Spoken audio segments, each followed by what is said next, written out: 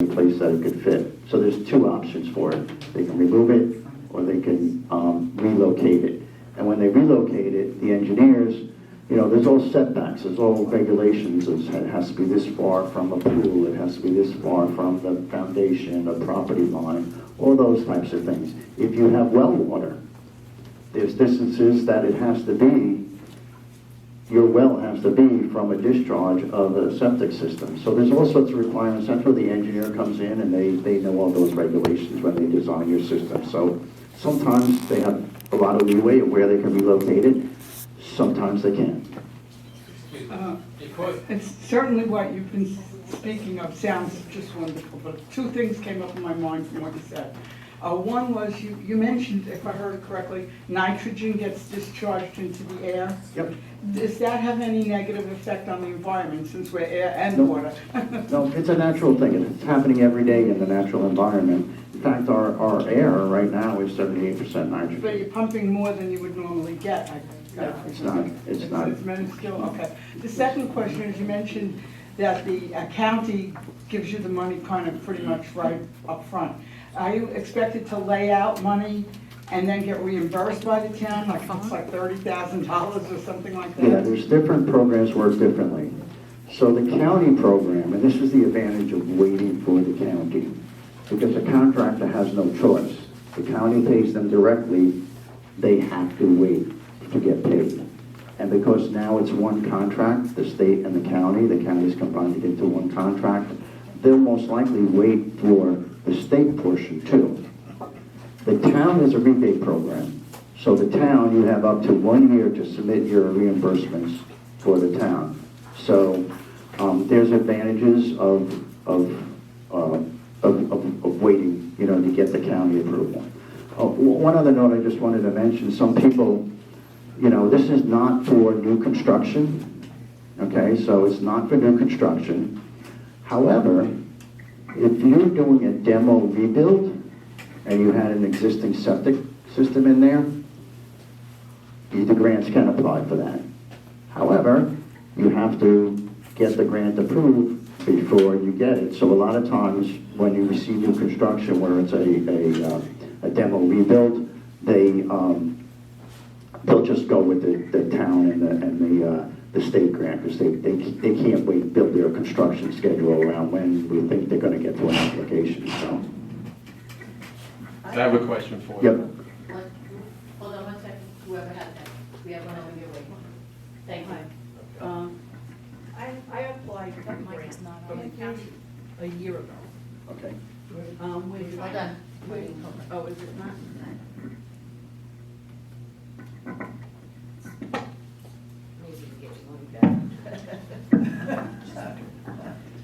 We applied a year ago.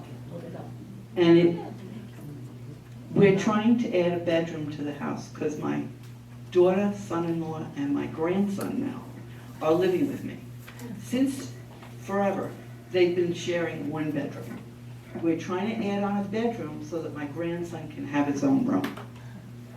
It's been over a year. He's now 5 and he's still sharing a bedroom with his parents.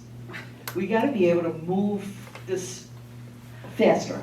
So you applied for the county grant. I got the town was no problem, but the county, yeah, I applied for the county grant a year ago. Okay. And And I know that we're not collapsing, so we're not considered an emergency, how but old is your house? 1960.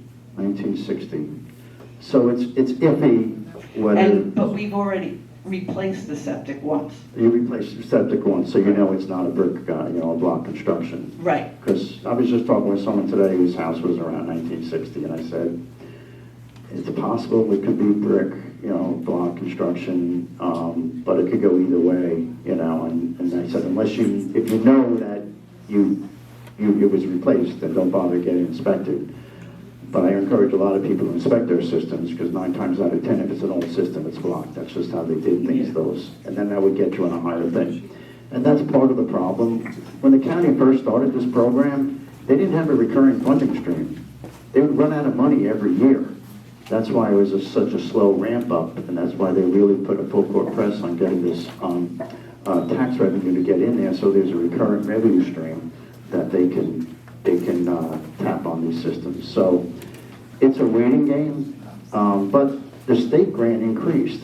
So it's possible that you could just move forward with your install with just the state and the thing. So if you want to add on to your house, it shouldn't, I mean, we have all the permits and everything to add up to the house. We just can't do any building until we get to the. so you're waiting for the grade. What I would recommend in this situation, and put your name down on the list and give me a note, and what I would do is I would go and get, did you price your system out? Yes, And what was the cost of that? 55,000. 55,000? Do you have that quote? I'm not with you. But Oh, no, I know, but I'm sure it's somewhere. I'll take a look at it, because, you know, there has to be some, 6 bedrooms. it's okay. It's, I've had 6-bedrooms houses that have come in 40,000 and less. So, it could just be that that's what the contractor gave you a quote for. I have contractors that, I would get multiple prices on that, and then decide, hey, if it's 45,000 or less, then I can move forward, without waiting for the county grant. Okay. Okay, you might have to lay some of that money out to get reimbursed, but at least you could get your installation going. Okay, How you doing? Yeah, I'm putting an addition on my house right now, and I've applied for the grant, with Nassau County, the permit anyway, okay? I have all of that done, okay? But as you were saying, there are a lot of restrictions with this system where you can't run, like if I wanted to run the electrical wires under the ground now, I can't do it, okay? Because everything's got to be so many feet from the system. I had to abandon my geothermal system and then switch over to air source heat pumps, okay? Is that abandonment of the geothermal system going to be covered in the grant? I don't think that would be covered. That wouldn't be covered, No. even though I couldn't keep the system the way it was. So you couldn't, Because of the septic system. you wouldn't fit in the location, or? It's, everything was 25 feet here, 55 feet there. 30, Oh, so you know, it's the setbacks and stuff. Yeah, Yeah, look, a lot of times when I have things that, I don't have the answers for everything, so I ask. I call the county and say, I got a special case here, and they say, well, send it to me, and no. I mean, there's certain things that I know that they're not gonna, certainly gonna cover. Like, for instance, the town is very forgiving on things that they can reimburse you for. So if you needed a new survey, and that new survey was part of your new system, they'll pay for the new survey. So there's different things, and, I'd be happy to take a look at your specific well, I'll be instance. contacted. Yeah, okay. The one thing I didn't mention before, this program is really designed for single-family residents, two-family, or a single family with a accessory unit. It's not meant for condominium complexes and other things like that. So they are trying to look at cluster systems and how can they address some of those things. But that's not how the program was set up and designed. It was really for single-family residences or two families. Just two things. I want to thank you, and I do have a question, but I just want to say, I had one of these systems installed about a year ago. It did take me a year to get it done. What I neglected to do, you just mentioned this, is to get an inspector. Because I thought I had a cement system in there, and the guy looked at it, and it might have been a cement system, because I remember years ago when I bought the house, probably 50 years ago, I had a ring put in, and I thought it went right next to the, anyway, when the guy looked at it, he goes, this is collapsing. As soon as I said that, as soon as I did, I had all 3 grants in like a nanosecond.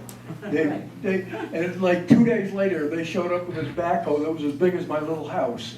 And we were like, ah! It was a dragon in the I backyard. thought about 10 years ago when my system collapsed. Right. My grandson wasn't doing it. It needed. Yeah, but, and I do have a blower, and it does make a bit of noise, but I had to put it out sort of behind the shed. It is a line of sight, but it's sort of behind the shed in a wood pile, and it doesn't bother me. And I'm kind of fortunate because most of my neighbors take the winter off, so they go to New York.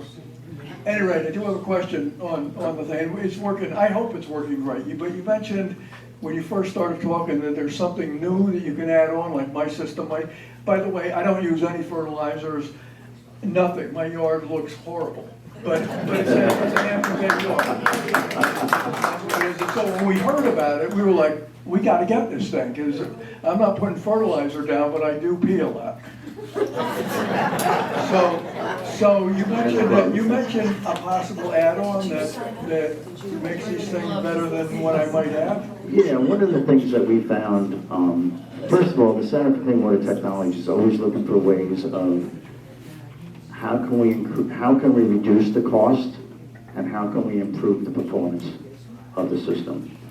So we have our own design of the system. It's called the nitrogen removing biofilter. It's not a tank. It's a field construction. And it never really took off, and part of the problem it didn't take off was because it is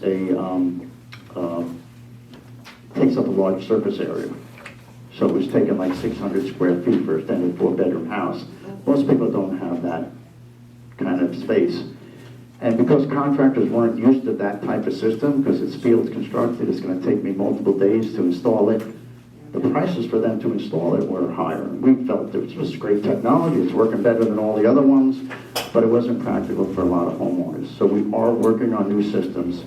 So those systems use the wood chips in that technology that we have.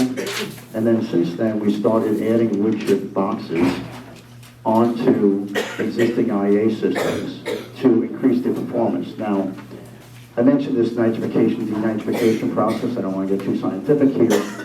If your system's not nitrifying, it's not going to do anything for you. But we feel that most of the systems, when there's an elevated level of nitrogen, it's mostly in the nitrate form. And if you're discharging excess nitrates, it'll remove those levels down even further. So we worked with Suffolk County to develop a guidance document. So if an engineer wanted to add this onto a system, there's a design and retention time, all these different calculations that go into it that they've approved for the install. We need more data to show the county that these work really good. So we got 2 separate grants. We got one from East Hampton and one from Southampton to install 8 systems onto these regular residential IA systems to improve those performance. So I'm looking for 8 sites. The additional cost to add those components on, the center will pay the contractor directly for that additional cost on that system. But there's another tank that's going to be in your property. There's going to be additional manholes that are going to be visible. So it's not without, its drawbacks on there. But we are looking for sites to add that onto the system. But if the only thing you did was upgrade your septic system with, meeting the 19 standard, that's a win. That's a win for all of us. I have a question. We have a laundromat going in on the east end of town. Would this be considered something that should be there for that, or cannot be? Most of the systems are residential. When you get to commercial systems, restaurants, comfort stations, so you have a park and there's bathrooms there. There's totally different kind of wastewater characteristics. Very high nitrogen levels on comfort stations, so the design of the system has to be a little bit more robust, a little bit more tanks. If it's a restaurant, there's going to be some grease collection, and not all the systems are designed to do commercial establishments on there.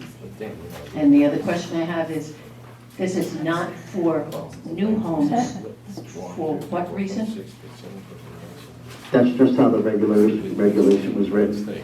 New homes are mandatory for it. New homes aren't eligible for the grants. So right now it's a voluntary system unless it's new construction or a large renovation. So if you're expanding your home, you're required to put the new system in. But for everybody else, it's a voluntary program. Now that being said, I definitely see down the future that there's going to be more situations be mandated. especially now that there's funding to cover the whole cost. So, I mean, there would be a big uproar if they mandated everybody had to upgrade and say, you're on your own, I'm only gonna give you $10,000 and it's costing you 40. That would be suicide, political suicide for people to try to get something like that pushed through. But now that there's funding to cover the total cost of the installation, I see more and more areas getting mandated. I know certain towns are looking and thinking about mandating it for property transfers. So you'll probably see some of those things where it'll be phased in, where you'll start seeing more and more things getting mandated. But look, we have a long way to go, and if we really want to make a difference, we have to do it collectively. We can't have one system and then every 5 years somebody else upgrades the system. We need a lot more people to do upgrades if we're really going to have a benefit. And I don't know about you, but I don't live on Long Island. You know, there's a lot of things that we put up with. It's a beautiful area to live. But I don't live here because of my lawn, right? I live here because of the water. The water is why that's why we live on an island. It's a great resource. And now you hear about all these harmful algal blooms and things that are happening out there. We know what works, but we do have to, we do have to take the steps to actually implement those solutions. And this could be a first step for you leading the way and saying, hey, Hampton Bays really cares. Any other questions?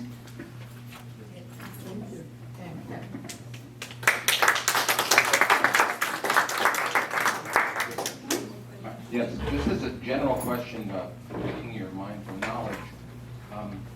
Obviously, lawns contribute the free fertilizers rather than organic to nitrogen runoff for algae blooms, et cetera. Do you know any ratio?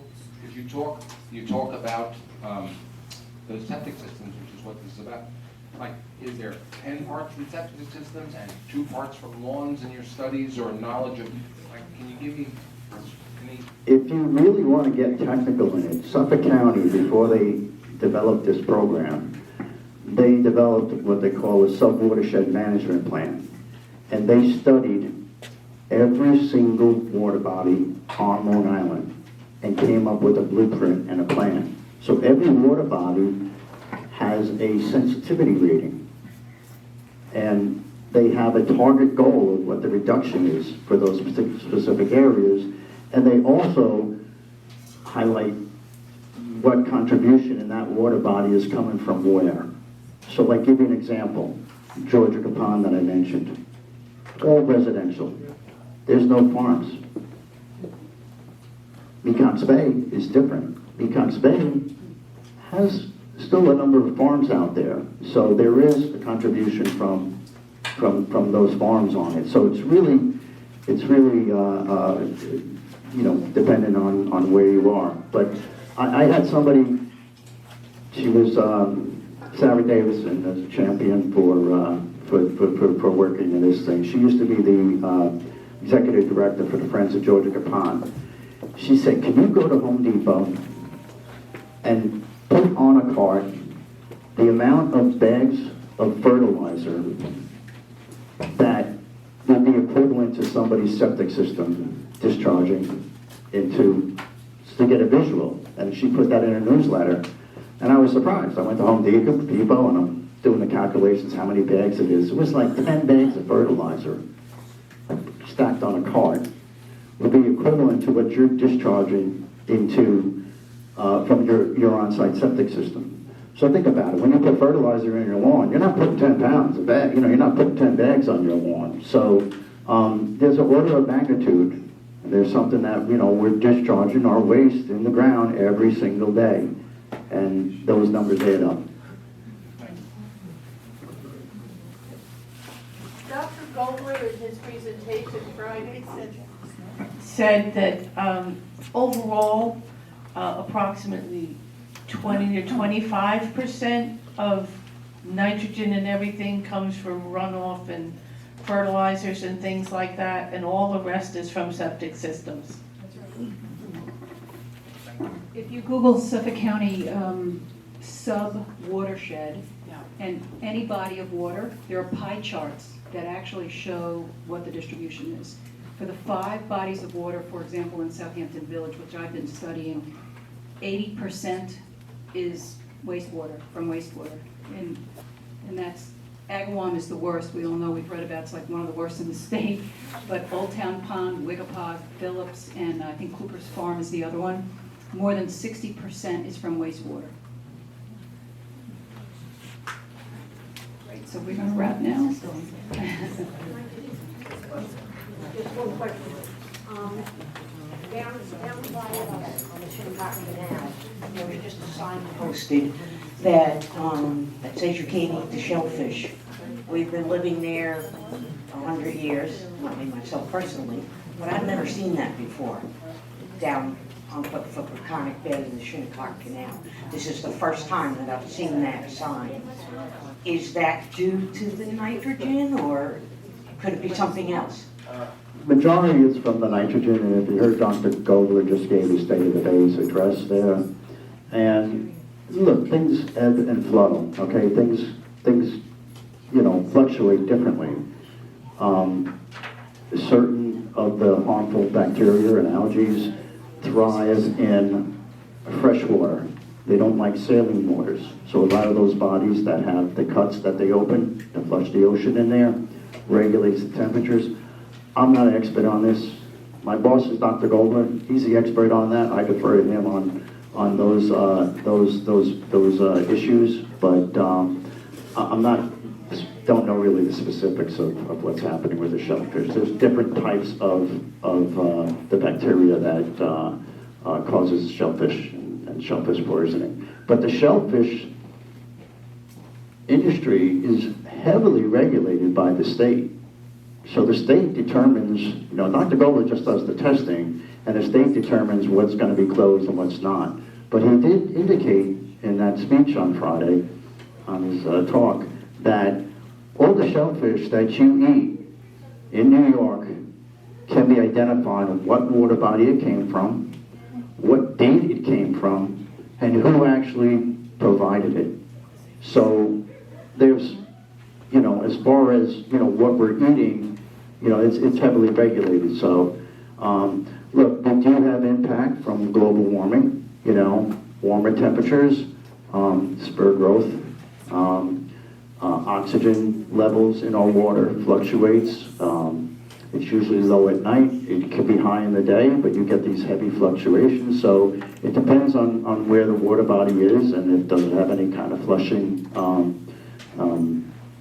in there. And if you didn't go to the presentation on Friday, you can look it up online. I'm sure it's recorded.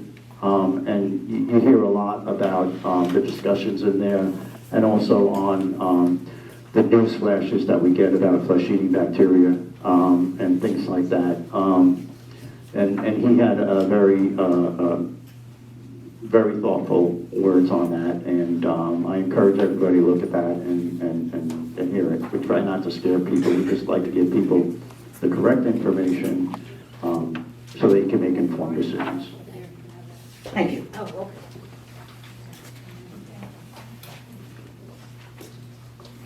Adjourned. If you didn't sign up, sign up.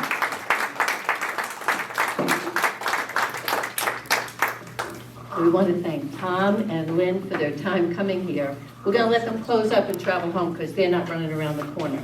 But I'd like to let you know that we have brochures in the back that if you take one or two, give them to somebody who never comes here, they don't know that they're missing information they're not getting anywhere else. So do that, please.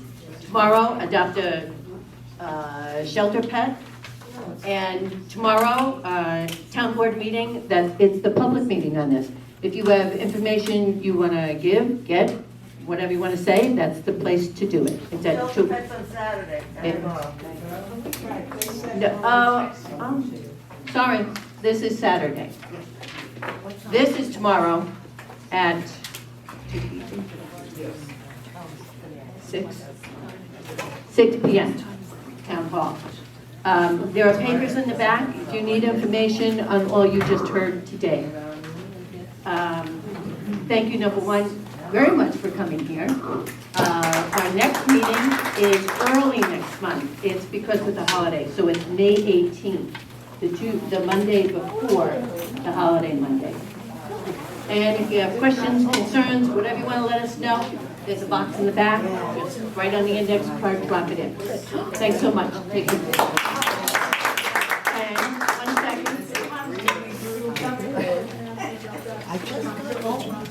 Well, we don't have the exact information yet. It's one of 2 weekends in July. As soon as we find out, we'll give it out. Thank you all, take care. Look, and the meeting is adjourned. Official. Thank you.